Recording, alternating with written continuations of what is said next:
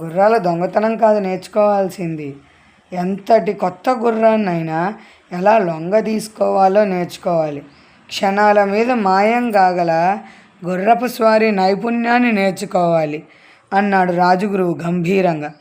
అలాగే ఎన్నోసార్లు రాజుగారి కోశాగారంలో జొరబడి డబ్బు కాజేసిన దొంగ దగ్గర పటిష్టమైన కాపలా ఉన్న భవనాలలో ప్రవేశించి ఎలా ప్రవేశించాలో విద్య నేర్చుకోవాలని రాజుగురు అన్నాడు.